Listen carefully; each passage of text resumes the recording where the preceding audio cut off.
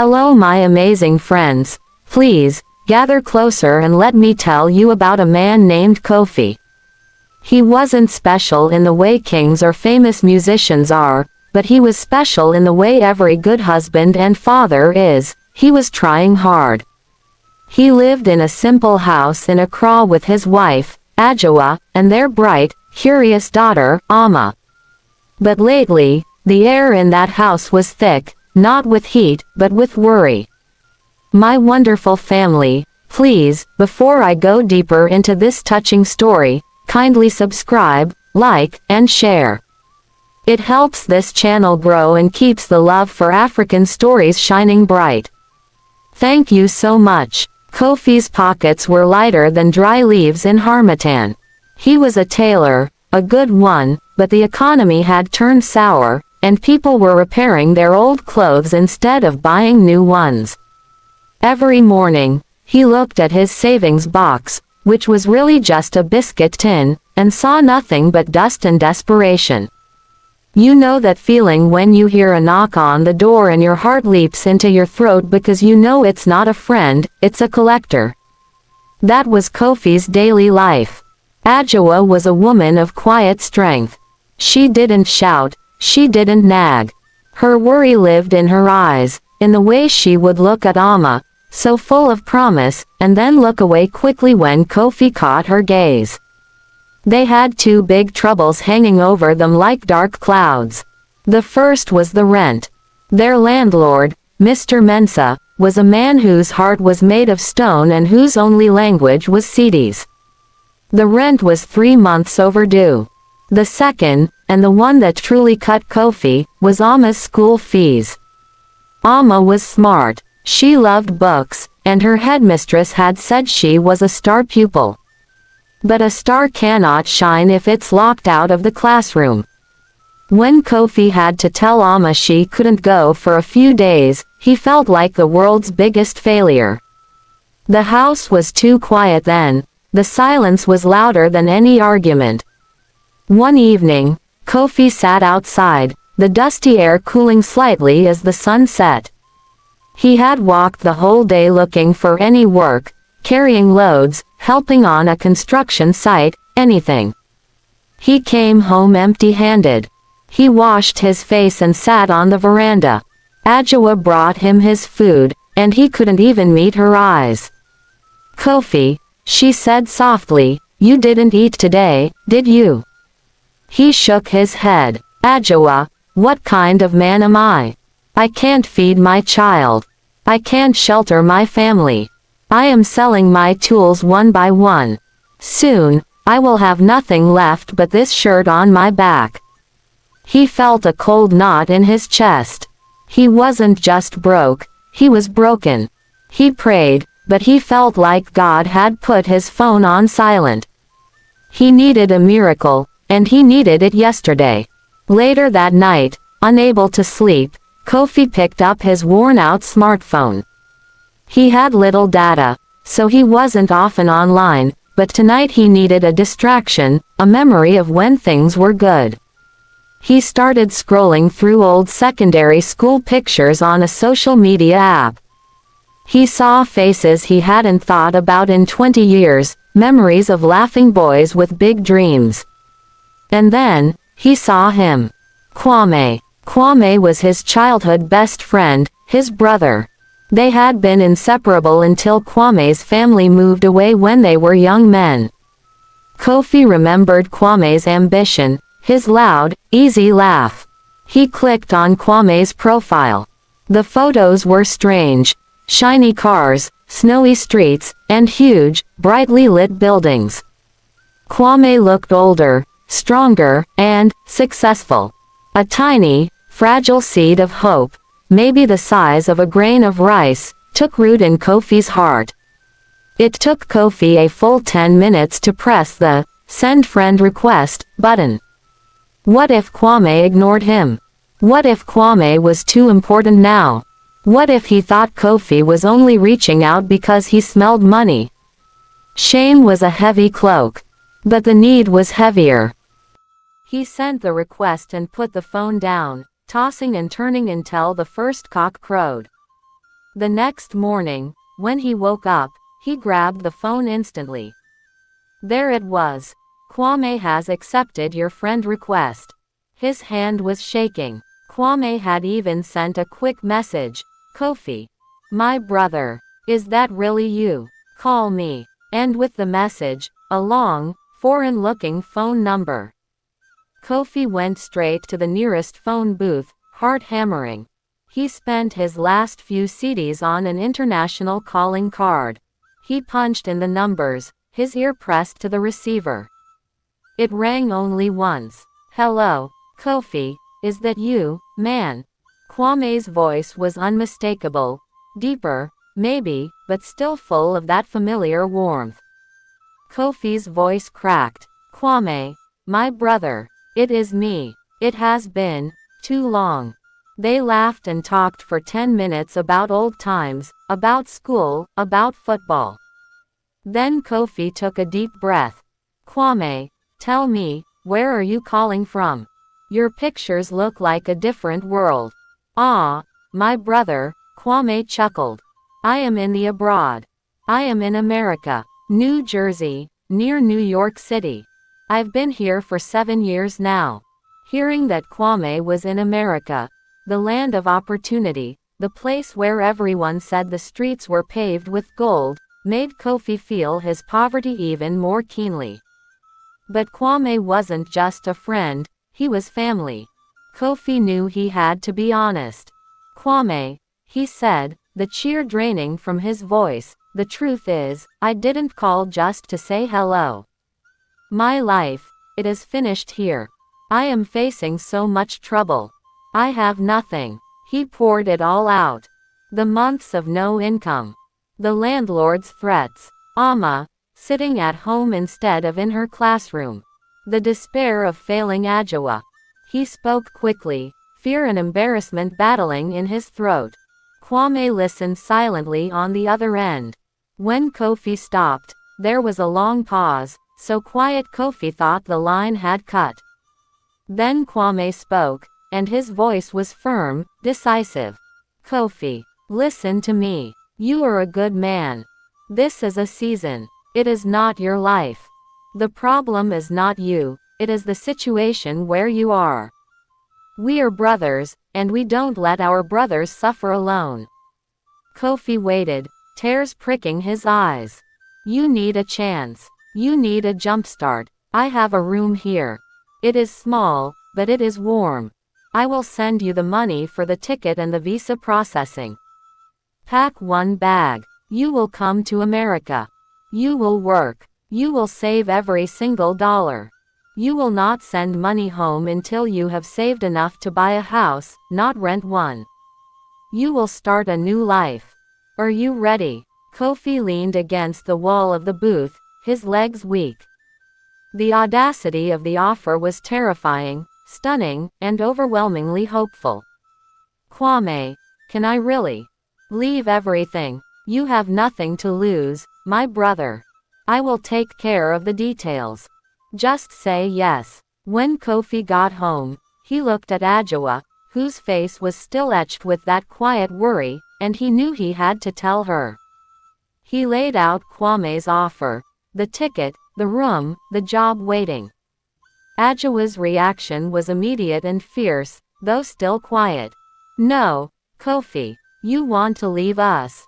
You want to travel to a land where you know no one but a friend you haven't seen in 20 years. The world is not safe. We will manage here, we will sell my cloth, we will pray, but we will not break up our home. I can't raise Amma alone, waiting for a phone call that may never come. Her fear was understandable. The abroad was a place of legends and risks. It was a continent away. She pointed to Amma, sleeping soundly. She needs her father here, even if he has no money. The debate went on for days, quiet but intense. Kofi understood Adjoa's fear, she was his anchor. But he also knew that if he stayed, the anchor would drag them all under. One afternoon, Amma came to him. She didn't know the full situation, but she sensed the storm. She pointed to his small, worn suitcase that had been sitting in the corner since he started packing bits of clothes. "Daddy," she whispered, her eyes wide, "are you going on a long journey? Will you come back before I learn to write my name properly?" Kofi knelt down and hugged her, inhaling the scent of shea butter and innocence. "I will come back, my love, a better man for you. I promise." But Amma's simple question broke Kofi's heart. He realized that if he waited for Adjoa's full blessing, he might never leave. The pressure from Mr. Mensah was getting worse. The man had started stopping Adjoa on the street, shouting threats.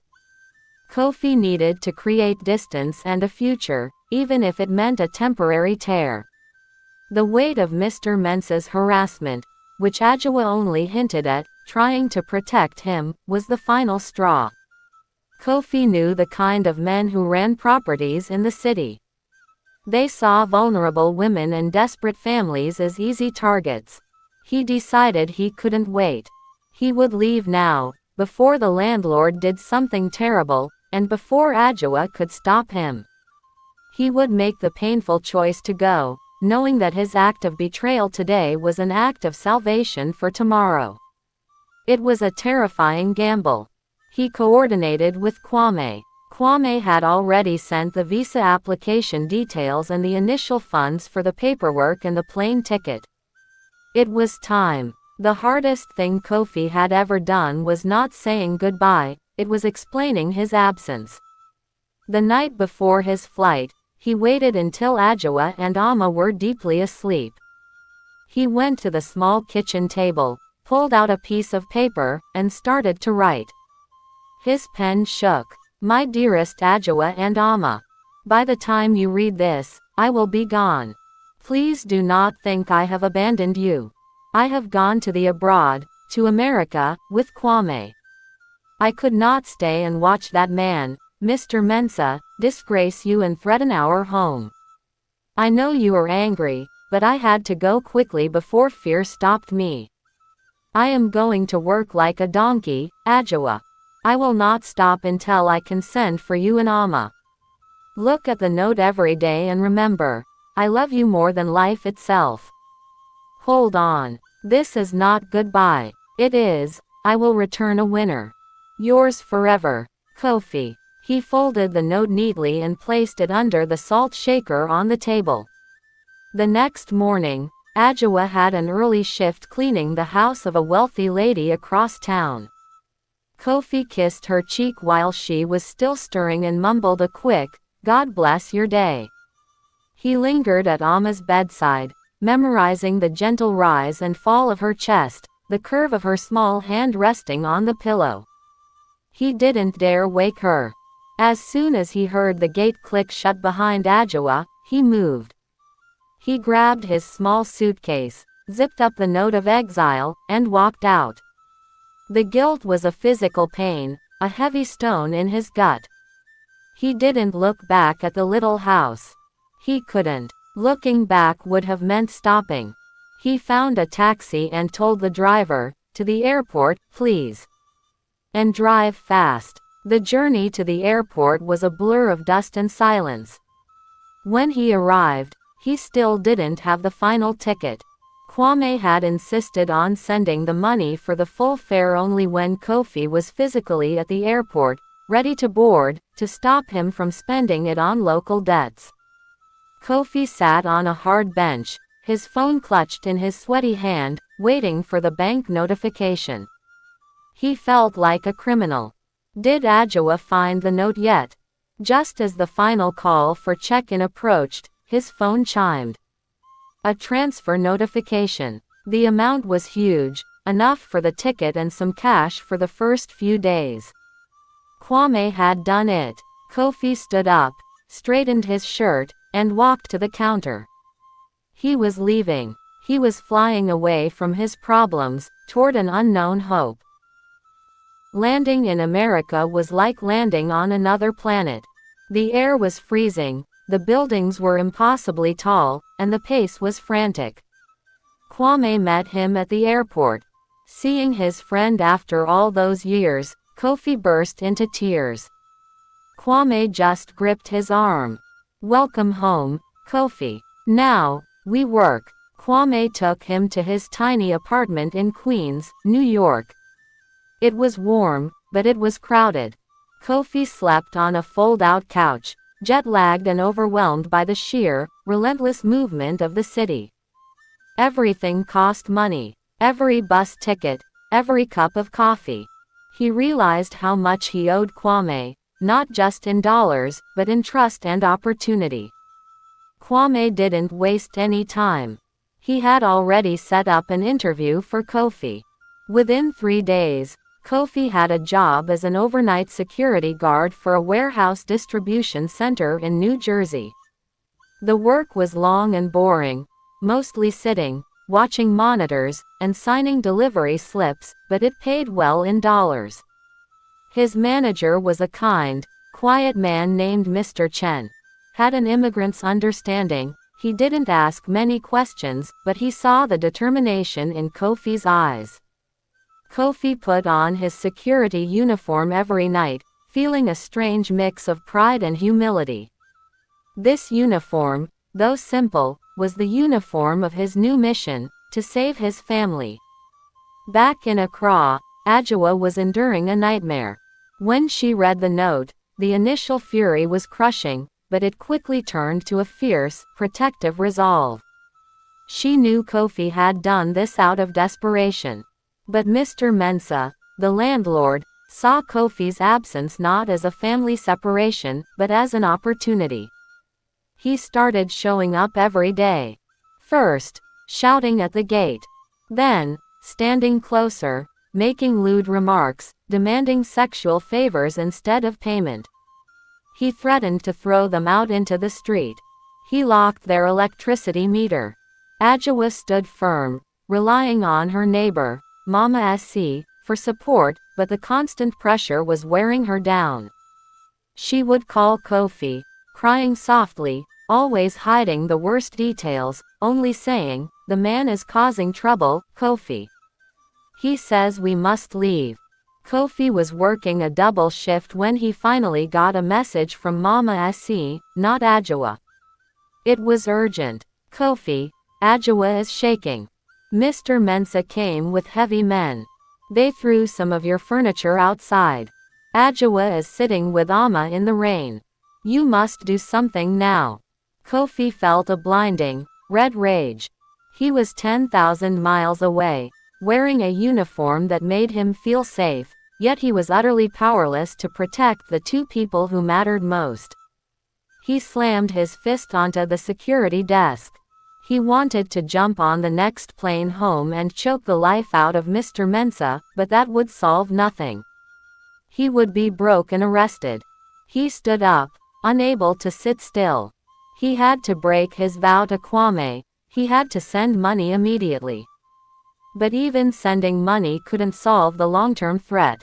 The next day, Kofi came to work pale, sleepless, and visibly distressed. Mr. Chen, the manager, stopped him as he clocked in. "Kofi, you are a good worker. But you look like you haven't slept in a week. What is troubling you?" Mr. Chen asked in his soft, accented English. Kofi hesitated, then, unable to hold it in, he explained everything: the landlord, the daughter, the wife, the furniture outside. Mr. Chen listened patiently. When Kofi finished, Mr. Chen didn't offer a loan or sympathy. He offered a solution. "Kofi, the worst thing about being a man is feeling helpless. But you are not. You have a good job, and you have documents. We stop fighting small fires. We start a big, permanent one." Mr. Chen took out his notebook. He gave Kofi the number of his own immigration lawyer, someone reliable and fast. "I will pay the retainer fee for the family visa process. You pay me back slowly. You need them here, Kofi. That is the only way to beat that man." Mr. Chen wasn't just a manager, he was an angel sent from above. With Mr. Chen's help and Kwame's constant encouragement, Kofi began the long, nerve-wracking process of getting Adjoa and Amma's visas. The money he saved went straight into repaying Mr. Chen and covering the rest of the fees. It took almost 9 months. 9 months of working every single extra hour available, but finally, the golden email arrived, visas approved. Kofi bought the tickets instantly. He called Adjoa. She didn't cry. She just laughed, a sound he hadn't heard in nearly a year.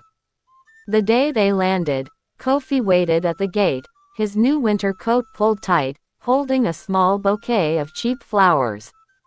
When he saw Adjoa and Amma walk through the doors, Amma now a little taller, Adjoa a little thinner but radiant with relief, the 9 months of pain and guilt melted away. Amma ran to him first, burying her face in his coat. "Daddy, you came back. I can write my name now."